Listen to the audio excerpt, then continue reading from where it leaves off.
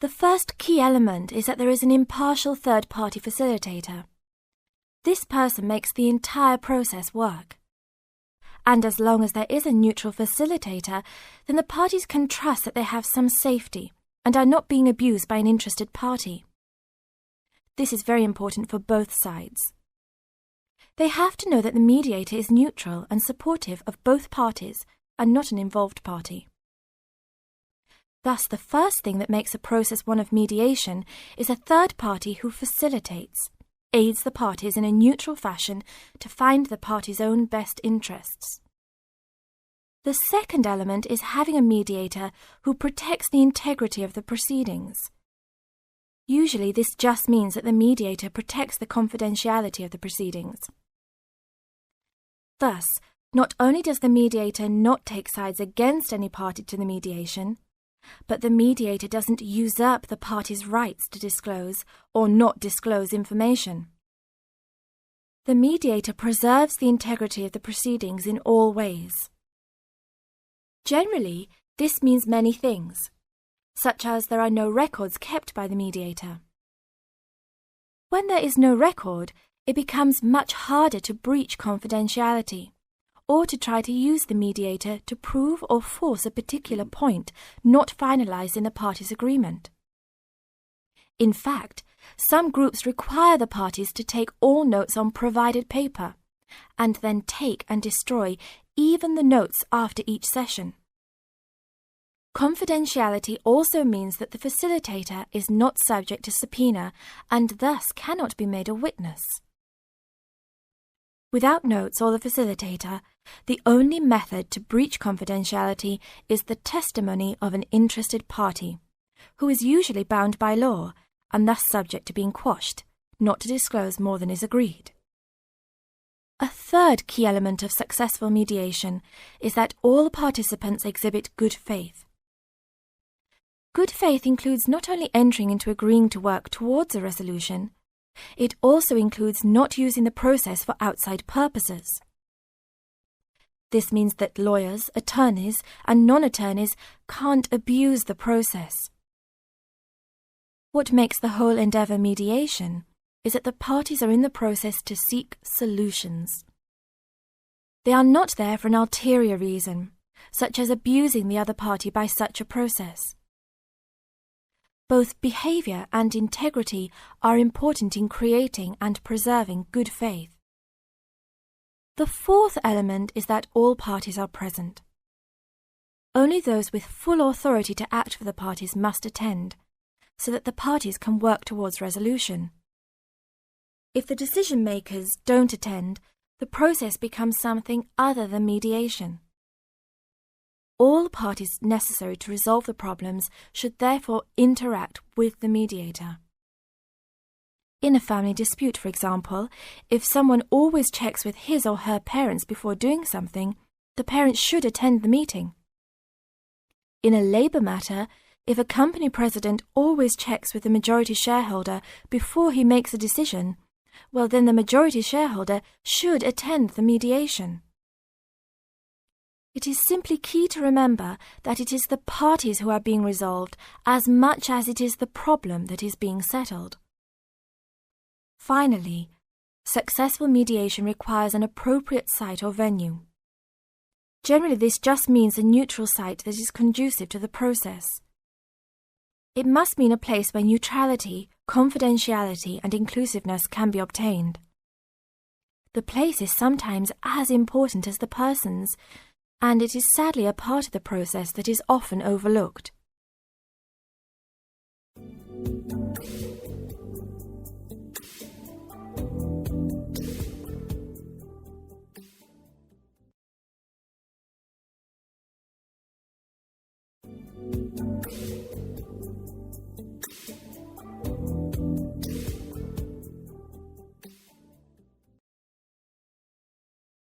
Well, good morning, everybody. My name's Madeline Stewart, and I'm here to tell you about the recreational facilities available on campus, and also to tell you something about what the town has to offer. You may already know that your student's union membership also includes membership of the sports union, which provides a range of sporting and recreational facilities on campus, much the same as those in most British universities. The sports union has football, tennis, and cricket teams in local competitions. And really, most sports are catered for in some way on campus, even if they're just social matches. In the building itself, there are fitness classes and a full gym, including weights. The sports union can also provide cheap tickets to some major sporting events. And to keep you up to date with everything available, there's a weekly newsletter distributed around the campus. You should check this to find out the names and phone numbers of the contact people for each sport or activity you're interested in. Yes, did you have a question?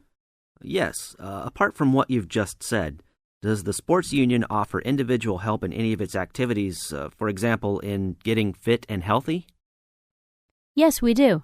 The sports union has a fitness assessment clinic every Friday, staffed by the resident sports trainer, who can provide advice on the best program for you and refer you to various charts.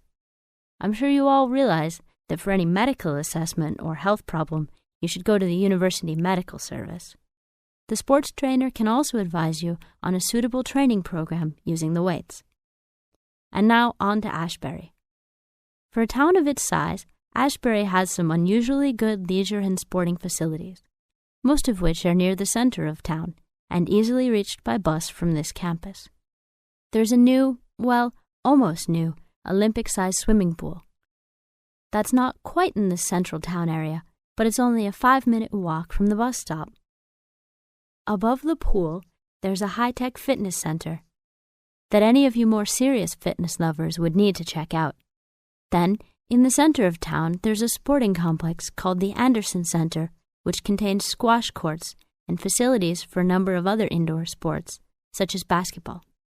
And just around the corner from the Anderson Center, in the main street there, is an indoor bowling alley.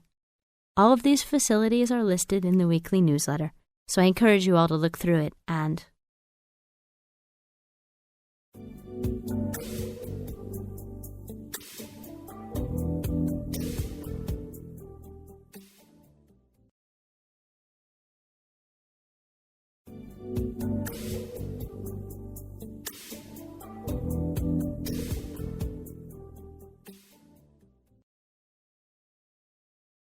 I can believe that. Well, we have a good list to build on. We're finally getting started now, so let's try to figure out when each type of dog training should be used. I guess we can start by trying to figure out the best situation for each type of dog training. What do you mean? What I mean is whether each type of training should be used with different kinds of dogs. We could use basic obedience training, for example, and ask whether it's more useful for a small dog, a medium-sized dog, and so on. In this case, I'd say obedience training is best with small dogs, because they tend to get excited easily, and this will help keep them out of trouble. Okay, that makes sense. Then let's look at physical training. Even though some people think it's ideal for every breed of dog, I think it's better suited to the larger kinds. Small dogs usually just aren't smart enough to understand the physical commands, and they can even get hurt from them. The specialised sniffing training is the same. I think they're better with the more intelligent breeds of dogs, and they're hardly ever useful with really small dogs.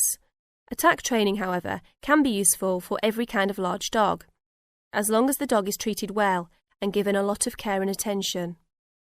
All right, and what about guard training?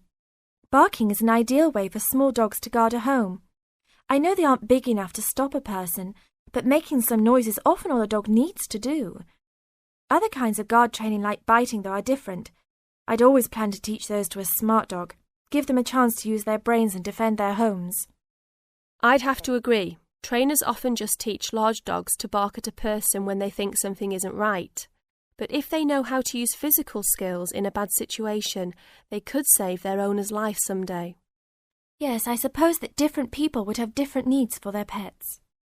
Right, and different trainers would recommend different methods for different breeds.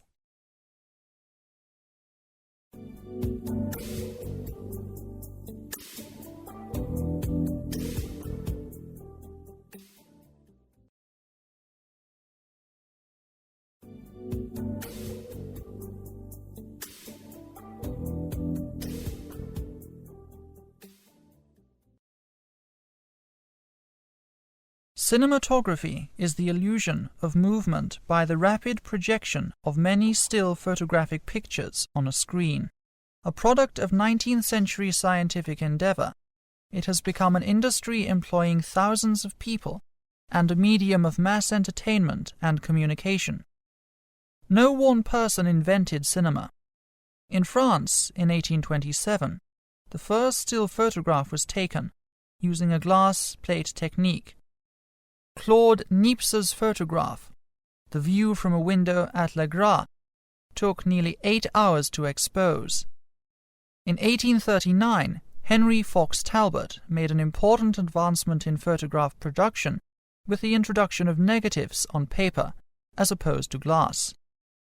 An important development in the history of motion pictures was the invention of intermittent mechanisms, particularly those used in sewing machines in 1846. In the United States, in 1878, Edward Muybridge achieved success after 5 years of trying to capture movement. Muybridge was asked in 1873 by the ex-governor of California, Leland Stanford, to settle a bet as to whether horses' hooves all left the ground together when they galloped.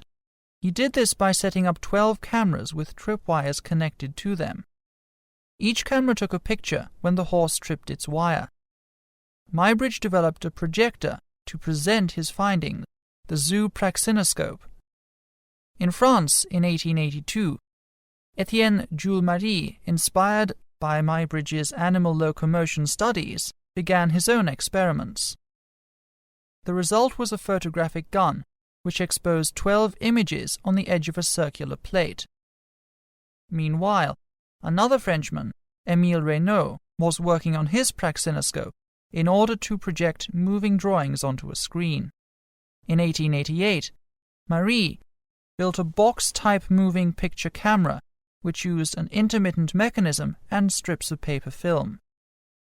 In the same year, the American Thomas Edison decided to try to design machines for making and showing moving pictures. Along with his assistant, W.K.L. Dickson, who did most of the actual work.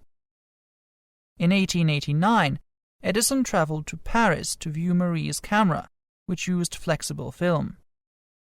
By 1891, Edison and Dickson had made their kinetograph camera and kinetoscope viewing box ready for patenting and demonstration. In 1892, using his newer and larger projecting praxinoscope, Reynaud held the first public exhibitions of motion pictures. The next year, Edison and Dickson built the world's first film studio in New Jersey to produce films for the kinetoscope. The Black Maria was ready for film production at the end of January. However, the kinetoscope only enabled one person at a time to view moving pictures. The first to present projected moving photographic pictures to a paying audience were the French Lumière brothers in 1895, using their cinematograph. This was a camera which served as both a recording device and a projecting device.